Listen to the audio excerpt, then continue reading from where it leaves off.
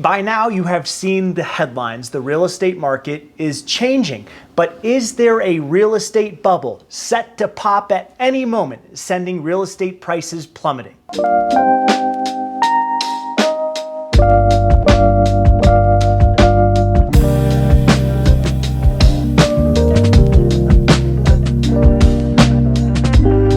Hey everybody, Ryan Haarer, your Denver realtor at Live Sotheby's International Realty. Before we get into this video, please drop a comment below. Let me know what you're thinking about the market. What are you seeing out there in the news? What do you think is going to happen in the coming months? It'll help me inform future videos and, of course, reach out with any questions that you have. All right, let's get into it. As always, I like data to tell the story, so let's start there. There is so much speculation about what this housing market has in store for us in the coming months across the country. And headlines like this one can create real fear. First and foremost, when you see headlines essentially calling a housing market crash, go to the most local source possible to get some hard data. Generally, that's your realtor or local realtor association, because every market will be reacting differently to the changes that are inevitable in different markets across the country. For the purposes of this video, we will be focusing on the Denver metro market, where we just got the latest numbers, what's happening, who's buying, who's selling, and how many in the last month or so. The latest will help us determine some trends. Now, I don't want to overwhelm you with numbers in this video, so if you want more specifics, please reach out to me directly. I'm happy to dive deeper into them. But generally what we've seen in the last month is a cooling, a noticeable one. The wild pandemic housing rush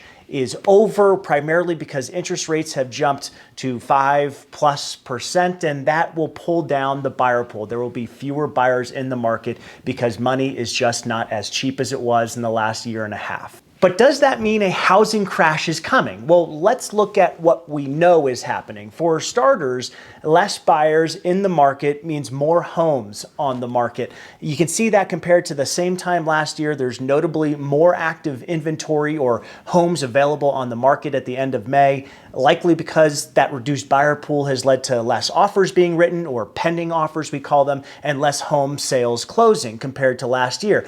But that's good news, by the way, for buyers who have more options to choose from and less competition. They're able to see more homes and know that they're up against less offers. Now, we can't make any significant assumptions about what price will do just yet. There is a seasonality factor that we must consider here. Even in the last year, we saw price drops through the summer, despite the crazy pandemic housing rush, because, well, frankly, people want to go on summer vacations and hang out with the kids when they're off from school. And especially now that the fears of travel have subsided quite a bit, people are definitely going to be getting out this summer, which can also provide some opportunity for buyers out there. And like last month, it was a relatively small dip, so it's kind of negligible right now, but we'll have to keep a close eye on what these prices are doing, because of course the question becomes, will that slide continue in the Denver metro area? It's hard to call it even a slide right now, but will it lead to a market crash? Most signs point to no.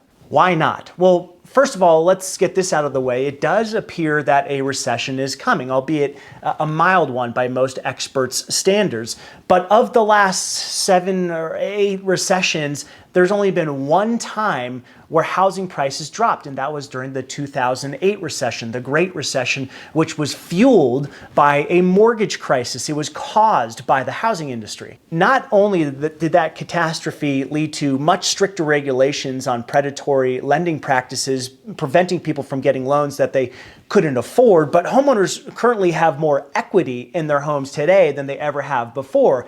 Whereas in 2008, we saw this massive wave of foreclosures because people were upside down in their homes. They were in homes that were worth less than what they bought them for. Today, there's a ton of equity in their homes, so it's very unlikely that we will see a foreclosure crisis should push come to shove, and people find themselves in a place where they need to sell their home because they can't make their payments. They'll just sell their home and take the equity. They won't find themselves going into foreclosure. On top of that, and this is perhaps the most important point, buyer demand is still very, very, very high. We have roughly 1 month's supply of inventory in this market. We need roughly triple that. We need triple the number of homes available on the market to shift in the Denver metro area to even slightly a buyer's market, to put buyers in a position to really negotiate and drive down prices. Think about that, triple the number of homes are necessary to change the dynamics significantly of this market. That is so unlikely to happen. Home builders can't build them fast enough. In fact, they're starting to pull back with a mild recession coming. So we don't anticipate this massive flood of inventory. Certainly we will see more homes on the market because there are less buyers, but 3 times what we have now, probably not going to happen. So we are far away from having enough inventory, and pending some catastrophic economic event, this recession should be relatively mild and the housing market will continue to chug along. Denver is still a highly desirable place to live. There are people who left the market in the last year and a half or so who might enter it now because they just didn't want to compete in the fashion that people were in the last year or so. So the market will continue to chug along. Don't expect massive price dips in the next year or so. So should you get into a market where there is a potential recession and where the market dynamics are shifting? Let's start with home buyers. While the first half of the year was marked by rapid appreciation of home values, the second half of the year is going to be marked by a push towards normalization, a little bit more of a back and forth between buyers and sellers. There will still be multiple offers on homes, but not 5, 10, 15, 20 offers on homes. It's going to be far less competitive. I won't bore you with the numbers, but we are definitely seeing, and there's data to back this up, less showings on homes, and that typically leads to less offers on homes. But again, we are still seeing competitive offer situations, especially with those cream puffs, as they're called in the industry, that really beautiful home that's been nicely updated on a perfect lot on a quiet street.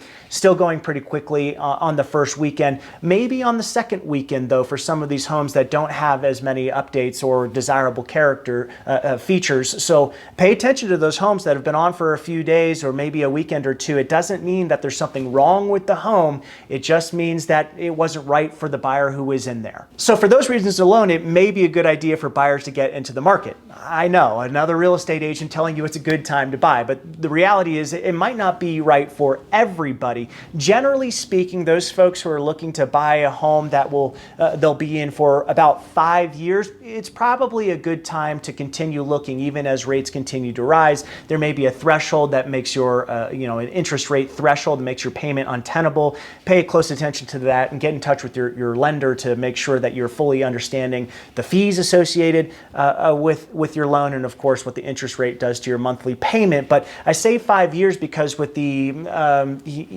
we're a little unsure about what exactly prices are going to do in the next couple of years. If they flatten out, again, we don't expect a massive dip, but if they flatten out and you have a lot of fees and when you buy and then when you sell, if you're only in the home for about 2 years, it may not make sense. You may not make up that equity. But for someone who's going to be in the home for 3, 4, 5 years, you're probably going to be holding on to that appreciation. You'll make some appreciation, some equity on the home. You'll be paying down the note with every monthly payment that you make. So it could still be a good idea. But 2 years, if you're hoping to, like so many did in the last couple of years, buy a home and then flip it in 2 years to make that equity, I wouldn't bank on that, especially with these interest rates rising and with the fees associated with buying and selling a home. It's not a for sure thing that you're going to make all of that money back and, of course, then a profit. I think it will also be a good time for first-time home buyers, especially those who thought about getting into the market, did all of their savings in the last couple of years and thought it would be a good time to buy, and then got into it, realized how hectic it was, and then backed out. We may see some of those people come back into the market because they don't, as I said earlier, they won't be as competitive. And on that note, pay attention, home buyers, to the next couple of months, to this seasonal slowdown that we see, especially mid to late summer when people are getting in those summer vacations and don't really want to deal with the hassle of buying a home. That could be a point of opportunity for you to get in there and not be in such a competitive environment. Let's shift to sellers. Should sellers still get into the market? Let me make it very clear. This is still absolutely 100%, without a doubt, a seller's market. Sellers are still in control.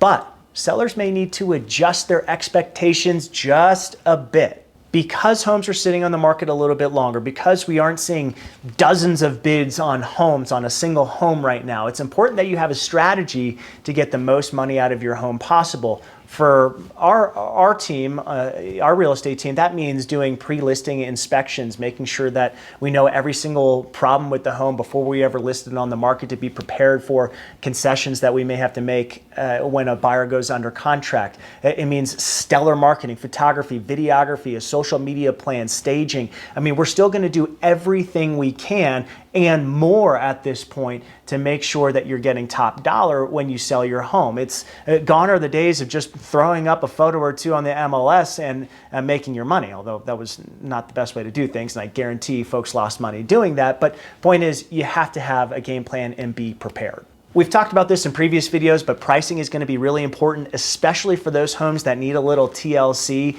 It's going to be a tough sell for, when there are 3 homes in a neighborhood and your home is on that busy street. You're going to have to maybe make a price adjustment there to compete in that neighborhood. Just pay attention to that. Be sensitive to pricing. Buyers are savvy. They know what they're getting into. They know that the market is less competitive. So don't let your home sit on the market for 3-4 weeks in most price points. Having said that, highly desirable homes in favorable neighborhoods, on quiet streets, on big lots that have lots of updates inside, we're still seeing those go pretty quickly in most price points. Should be gone the first weekend, if not the second. If you get to the third weekend in a lot of price points and your home's still on the market, it may be time for a price adjustment. Be honest with yourself about what's happening in the market and what you're seeing in the neighborhood in terms of comparable prices and the number of buyers moving through your home. So is the housing market crashing? No, definitely not. Is it softening? Yes, it absolutely is.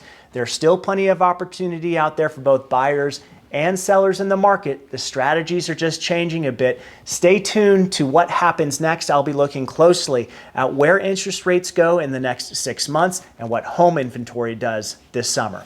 Thanks for watching. Please comment below. Let me know if you have any questions about the latest data, and I'll see you on the next one.